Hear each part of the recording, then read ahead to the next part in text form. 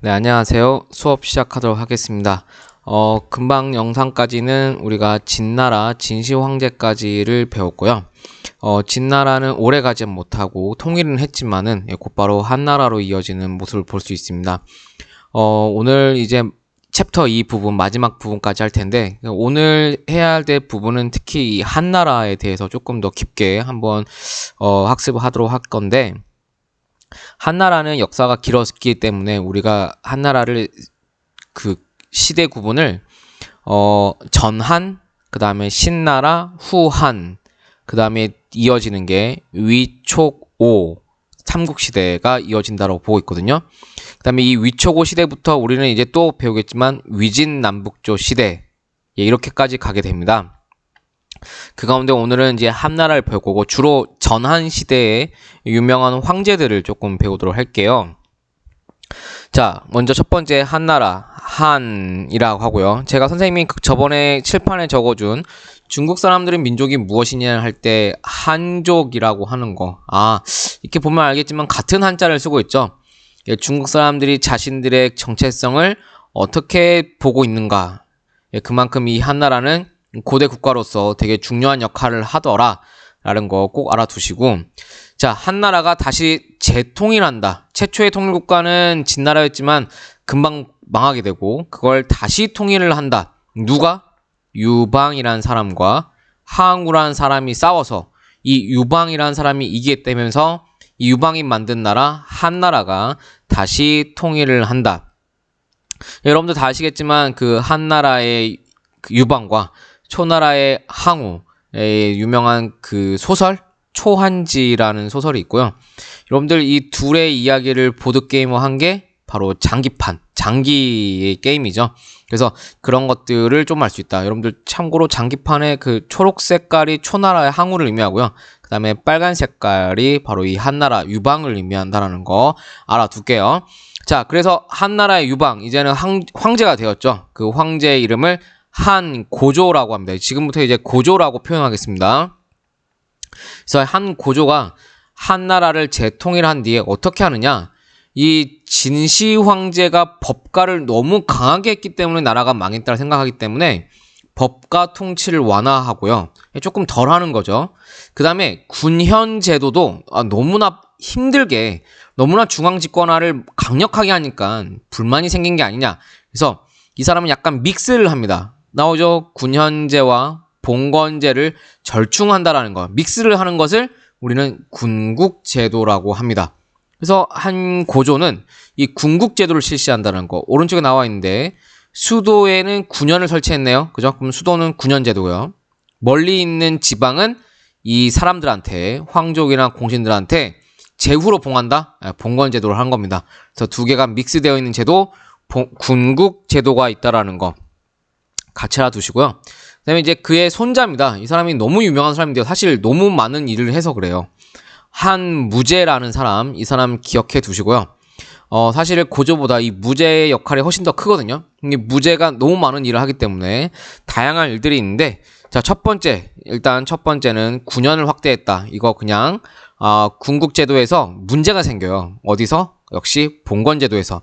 그래서 이 한무제 때 엄청난 힘든 시기가 있었어요. 반란이 일어난 거죠. 이제 그걸 수습하면서 봉건제도를 없애고 점차 군현을 확대했다. 이제 그 뜻이고요. 이 사람이 전매제도를 하고 상공업을 통제했다. 갑자기 등장하니까 무슨 말인지 모르겠는데 배울 거예요. 어디 나오냐면 18페이지에 나와 있는 이 부분입니다. 한무제, 중원왕조와 한무제 정복전쟁이 따로 챕터가 나와 있죠. 이 사람이 제일 큰 게 바로 영토 사업입니다. 땅을 너무 넓혔어요. 땅을 너무 넓혀다 보니까 이 사람이 전쟁을 많이 하게 돼요. 전쟁에는 뭐가 들어간다? 엄청난 비용이 들어갑니다. 병사들한테 월급, 무기, 그 다음에 먹을 거, 물자 등등을 해야 되니까 이 전쟁을 많이 하다 보니까 한나라의 재정적인 위기가 도착하게 돼요. 그러면서 한무제가 한 게 바로 전매제, 그 다음에 상공업 통제를 하게 되는 거죠. 그러한 맥락에서 등장하는 겁니다. 그래서 이제 다음에 배울 건, 그러면 이거 배우고 한나라는 대체 얼만큼 땅을 넓혔니? 를 나중에 보는 거죠. 그래서 한무제가 한 개 많다라는 거 제가 언급을 했죠. 첫 번째, 전매제가 뭐냐? 이거 국가가 통제 사업하는 거예요. 그러니까 국가가 독점 사업을 한다. 국가만 판매할 수 있어요. 그 뭐를? 그 국민들, 백성들이 제일 필요로 하는 거. 소금, 그 다음에 철. 이거는 국가가 아유 대놓고 돈을 벌겠다는 모습을 보여준 거죠. 그만큼 재정적으로 어렵기 때문에 이런 것들을 하게 된 겁니다. 전매 제도는 소금과 철을 국가가 독점적으로 사업을 한다라는 것을 알아두시면 돼요. 전매 제도 설명했습니다. 그래서 돈을 벌고요. 자, 상공업을 통제한다. 국가가 통제합니다, 이거. 그래서 여러 가지 법을 하게 되는데 적어두실게요. 첫 번째는 균수법을 하게 되고요. 그 다음에 평준법을 해서요. 국가가 상공업을 통제하는 법으로서 균수법과 평준법을 도입을 하고 이걸 통해서 또 국가가 이득을 얻고 물가를 안정화시키고자 했다라는 거 같이 알아두실게요. 자, 여기까지가 바로 경제적인 정책이라면 세 번째는 사회적인, 사상적인 측면이에요. 사람 이름입니다. 동중서라는 사람, 한무제가 등용한 재상이고 유학자인데요. 이 사람은 유교를 공부했던 사람이거든요. 여기서 알 수 있는 거는 한무제가 국가 사상으로서 유교를 채택한다라는 거. 유교를 국가의 통치 이념으로 한다. 동중서를 받아들인다라는 거. 그래서 유교적 소양을 가진 사람을 관리로 선발한다라는 거. 이게 진시 황제랑 조금 많이 다르긴 모습이기 때문에 이 한무제랑 꼭 알아둘 점이 이 유교 통치 이념, 그 다음에 동중서 이런 것들을 꼭 같이 알아두시면 되겠습니다. 한무제는 또 나중에 나오니까 일단 여기까지 하시고 넘어가 볼게요. 자, 그러다가 이 왕망이라는 사람 등장해요. 이 왕망은 참고로 그 황제의 외할아버지입니다. 근데 이 외할아버지가 어린 손자를 제치고 자신이 왕이 되는데 잠깐 반짝 왕이 돼요. 그래서 한나라가 망하고 신나라가 건국된다. 신나라. 네, 이때 여러 가지 사업을 하는데 토지를 갑자기 갖고 있는 토지를 이제부터 내 땅 하고 국유화를 시켜요. 그러니까 사람들이 너무나 급진적이다 보니까 불만이 많겠죠. 그래서 어마어마한 지방의 땅을 가진 사람들, 이른바 호족이라고 하는데 이 호족들이 엄청나게 반발을 하게 돼요. 그래서 신나라의 왕망은 여기까지 정리되고 금방 망해야 돼요. 또 어떤 나라가 등장하냐? 또 한나라가 등장합니다. 아까 한나라를 만든 사람이 유씨방이었죠. 유방이었죠. 또 유수라는 사람이 광무제가 되고 이 사람이 한나라를 또 세워요. 그래서 우리가 일반적으로 신나라 앞에 있는 한을 전한, 앞전자 쓰는 거죠. 이 신나라 뒤에 있는 한을 후한, 뒤에 있다고 해서 후한이라고 표현을 합니다. 그래서 신나라가 망한 뒤 이 불만이 많은 호족들의 지지를 받은 이 유수라는 사람이 광무제가 되고 후한을 건립하게 돼요. 오케이? 그러니까 여기까지 알아두시고 후한에 한계점이 있어요. 어차피 호족의 지지를 받기 때문에 이 호족들은 결국에는 자신들의 말을 듣지 않으면은 이 사람들은 왕의 배신을 때릴 수도 있는 사람들이었겠죠. 아까 얘기했지만 호족은 어떤 사람이냐? 지방에 있는 사람들이에요. 근데 땅이 뭐 몇 평? 한 10평? 아니죠. 예, 거의 나라를 지을 정도의 어마어마한 큰 땅을 가진 호족들입니다. 그래서 이 호족이 힘이 세다는 것은 권력이 또 중앙 집권화가 아닌 지방 분권화가 되어 있다는 것을 알 수 있고요. 결국에는 후한은 어떻게 망하니? 라고 하면 호족들이 결국에는 독립하게 된다는 거. 제가 얘기했잖아요. 호족의 어마어마한 대규모의 토지를 갖고 있다는 거. 자기 땅에다 그냥 나라 세우면 되는 거죠. 그게 어떻게 이어진다? 후한 다음에 위, 촉, 오의 삼국시대로 이어진다라는 거죠. 중국의 삼국지 시대입니다. 너무 유명한 삼국지. 위나라, 조조, 촉나라, 유비, 그 다음에 오나라, 송건. 그 제갈공명 나오는 그 시대가 등장하고요. 여러분들 그 이야기, 삼국지연이라는 소설이잖아요. 그 삼국지 이야기의 처음이 뭐가 등장하지 압니까? 그게 바로 농민반란이에요. 첫 번째, 후한 말기에 나라가 혼란해지는데 그때 황건적의 난이라는 그 후한 말기에 황건적, 노란 수건을 둘러쓴 도적들이 일어난다라는 거죠. 그래서 실제로 후한 말기에 황건적의 난, 농민반란도 일어나게 돼요. 그래서 그 사회적 혼란이 수습되면서 자연스럽게 위, 촉, 오, 삼국지 시대로 이어진다라는 거. 선생님이 이게 나중에 위진남북조랑 연결된다 그랬죠? 그래서 여러분들 꼭 기억을 해두라. 위, 촉, 오 가운데 위. 나중에 이걸 통일하는 진, 그 다음에 남북조. 그래서 이 시대를 위진남북조 시대라고 하는데 그 첫 번째 스타트가 바로 삼국지 시대라는 거. 여기까지 한번 정리를 해보겠습니다. 그러면 한나라는 일단 대강했고 이따가 한무제 대외정복사업 하면서 또 등장하게 될 거예요. 자, 세 번째 흉노입니다. 아까 선생님이 흉노 나온다 그랬죠? 흉노는 대표적인 유목지대에서 성장한 유목민족입니다. 흉노는 유목민족이다. 이 흉노가 발전할 시기가 있었어요. 그때가 이 묵특이라는 사람이 있어요. 묵특, 사람 이름이요. 묵특이고 선우는 뭐냐? 선우는 바로 직책입니다. 흉노의 최고 지도자를 선우라고 했어요. 마치 우리가 왕, 몽골에서는 칸 이러듯이 흉노에서는 선우라고 하더라. 그래서 이 묵특 선우 때 가장 힘이 세지고 이때 심지어 한나라랑 싸웠는데 그때 한나라가 바로 우리가 알고 있는 그 유방 한 고조입니다. 한나라의 묵특과 고조가 싸웠는데 누가 이겼다? 흉노가 이겼네요. 그죠? 실제로 묵특이 한나라 고조를 이겨요. 배우겠지만 한 고조가 포위를 당합니다. 그래서 살려달라고 애원을 할 정도로 이 당시에 흉노의 세력이 컸다라는 것. 아까도 배웠지만 진나라의 진시황제는 이 흉노가 무서워서 뭘 세웠더라? 만리장성을 세웠더라. 그리고 이 흉노는 언제 힘이 약해지냐? 아까 얘기했던 그 남자 한무제를 만나야 됩니다. 그래서 한무제가 만나고 나서 한무제는 계속 때려요. 흉노를. 물론 처음엔 실패했죠. 나중에 한무제가 실패하니까 자꾸 친구들을 찾아요. 그 친구를 찾는 과정에서 저 옆에 있는 서쪽에 있는 나라에 친구를 또 보냅니다. 이 한무제가 보낸 사람이 누구냐면 바로 그 사람이 장건이라는 사람이에요. 장건 어디서 많이 들어봤다? 그렇죠. 장건의 서역개척. 장건이 갔다 온 길이 일종의 하나의 길이 된 거죠. 그리고 실제로 그 길은 우리가 알고 있는 실크로드가 되는 겁니다. 그러면 한무제는 또 하나의 역할을 했네요. 장건을 서역으로 파견을 해서 실크로드를 개척했다. 그리고 나서 실제로 한무제는 결국엔 흉노를 쫓아낸다라는 거죠. 그래서 한무제에 의해서 고비사막, 몽골 쪽이죠. 그 이북으로 쫓겨난다는 겁니다. 그래서 한무제는 어마어마한 정복사업을 했다는 거 다시 언급이 되었습니다. 자, 또 얘기했는데 흉노는 어떠한 정치체제냐? 중앙집권적인 체제는 아니에요. 여기도 나와 있지만 일단 선우가 있고요. 그 다음에 좌현왕, 우현왕 이렇게 좌우에 두 명을 둬요. 근데 이게 완벽한 조직이 아니고요. 약간 느슨한 연맹체입니다. 그래서 선우 아래 그냥 좌현왕과 우현왕이 있다라는 거 이 정도만 알아두시면 될 것 같아요. 오케이? 그래서 흉노의 정치체제는 다시 한번 얘기하지만 선우 아래 좌현왕과 우현왕이 있다. 아래에 좌와 우가 있다라는 거 알아둘게요. 자, 네 번째. 실제로 진나라와 한나라가 있을 때 우리나라는 이미 한반도에는 고조선이 있더라. 고조선은 너무 쉬우니까 우리 국사 시간에 너무 많이 배웠죠. 한국사 시간에. 일단 고조선은 청동기 문화입니다. 그 다음에 한반도 지역의 최초의 국가다. 너무나 잘 알고 있는 사실이고 그 다음에 뭐 상경, 대부, 장군, 관직이 있다라는 거 그냥 알아두시고요. 그 다음에 이거 배웠죠. 8조 근법이라고 해서 사회 질서를 유지하기 위해서 8개의 조항의 법이 있다라는 거 아마 한국사 시간에 그 내용도 확인했을 것 같아요. 그러니까 물건 훔치지 말라 이런 것들.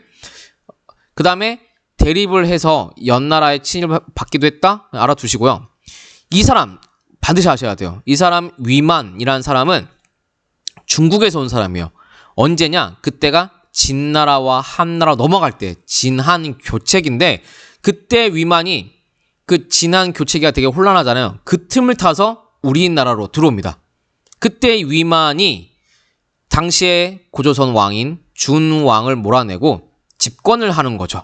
그래서 이 위만이 그냥 들어온 게 아니고 이때 중국에서 발전한 철기 문화를 우리나라에 가져왔다. 그러면 위만 조선이라고 표현하는 그 위만이 들어오고 나서부터 고조선은 철기 문화가 시작되었다. 이렇게 평가를 받고 있어요. 그리고 이 위만 조선은 이 고조선은 어떤 시기냐? 중국과 한반도 남부에 있는 진이라는 나라가 있었거든요. 그 사이에서 중개 무역을 한다. 라는 거. 여기까지는 우리가 이미 한국사 시간에 배웠던 거죠. 그러면 하나 더 알 수 있다. 언제 망한다? 역시 한나라가 침입해오면서 위만 조선도 망하더라. 그때 한나라는 아까 이미 배웠던 한무제인 것을 알 수 있어요. 이건 또 정리 한번 해보겠습니다. 자, 다음 페이지 18페이지로 넘어가도록 할게요. 자, 18페이지 넘어가면은 또 나와 있네요. 만주와 한반도에 여러 나라가 있죠.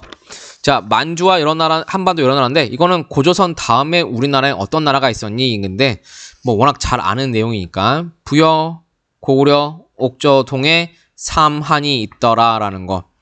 부여 너무 유명하죠. 뭐 제가, 회의. 그래서 대가들이 힘이 센 마가, 우가, 저가, 구가 얘네가 사출도를 다스렸다. 고구려는 부여족 일부가 주몽이 내려와서 압록강유역에 건국했다. 삼한은 뭐냐? 마한, 진한, 변한이더라. 한반도 남부니까 농사가 발전했더라. 근데 재정분리 사회더라. 이건 뭐 한국사 지식으로 봐도 되겠다라는 거. 또 나오네요. 일본 열도 바로 무슨 문화? 야요이 문화라는 거 하나 알아두고 이제 새롭게 나옵니다. 일본에도 국가가 등장한다. 근데 좀 늦죠? 3세기경 약 200년대 그때쯤이에요. 여러 개 작은 국가, 소국이 있었는데 그때 기억해야 할 거 나옵니다. 히미코 여왕이 지키고 있는 야마타이 소국, 야마타이 국이 가장 힘이 세더라는 거. 이거는 하나 팩트로 알아둘게요. 히미코 여왕이 야마타이 국을 중심으로 해서 연맹체를 형성하고 있다. 이게 발전을 하면 우리가 나중에 배울 야마토 정권이 되는 거예요. 그 야마토 정권이 바로 우리가 일반적으로 얘기하고 있는 바로 외라는 나라입니다. 외. 우리가 외놈들이라고 할 때 그 외 있잖아요. 그 야마토 정권에서 등장하는 나라 이름이 외거든요. 그 당시만 해도 일본이란 단어는 없습니다. 그래서 히미코 여왕과 야마타이 소국 또는 야마타이 국가는 조금 기억할 필요가 있다. 새롭게 나오는 얘기니까. 자, 여기까지 하시면 중국과 일본까지의 국가는 다 정리를 했고요. 이때부터 이제 4번 동아시아 국가 간의 교류와 전쟁 이 파트를 조금 해보도록 할게요. 다시 진나라 나오고 한나라, 한고조 무제 나올 텐데 주로 흉노가 나올 거고요. 그 다음에 두 번째는 한무제는 어느 나라 영역을 차지하였니? 라고 물어보게 될 겁니다. 자, 한번 이 부분 빨리 해보겠습니다. 여기까지 하시면 이 챕터 2도 끝이 나는 거죠. 1번 흉노와 중원왕조. 자, 흉노의 정책.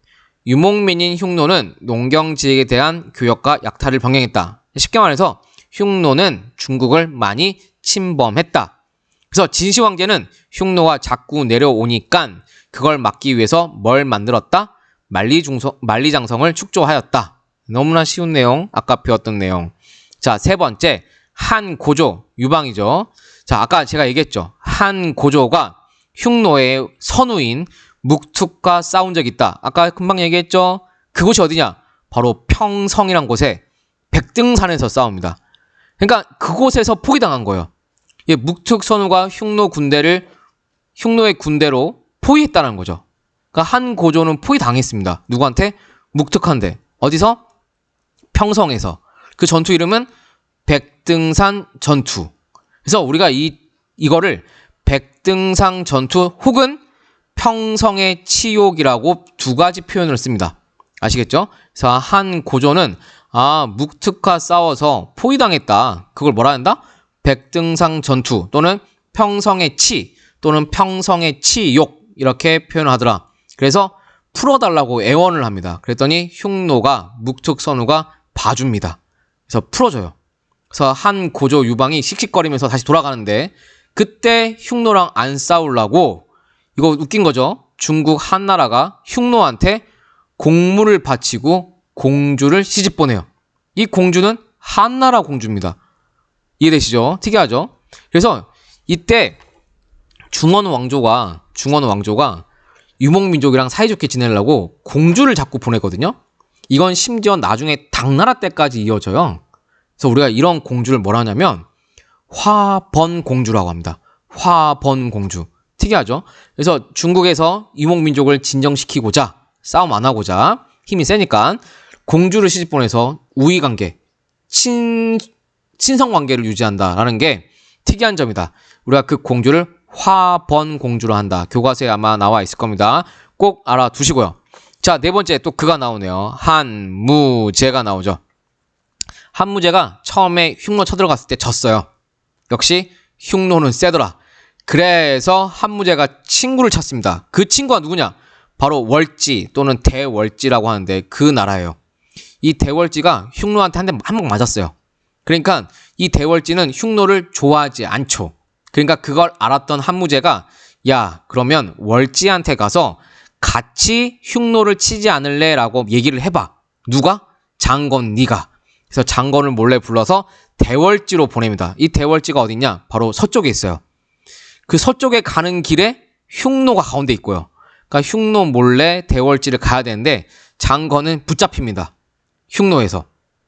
그래서 거기서 방황을 하다가 결국에는 10년 뒤에 돌아오는데 갔다 오는 길, 대월지 갔다가 한나라 오는 길, 그 길이 우리가 알고 있는 바로 서역, 실크로드와 관련이 있지 않느냐. 그래서 이 장건은 서역의 길, 실크로드를 개척을 했다라고 평가를 받는 거죠. 그때 보냈던 한무제도 역시 실크로드를 개척한 인물로서 우리가 기억을 하고 있는 겁니다.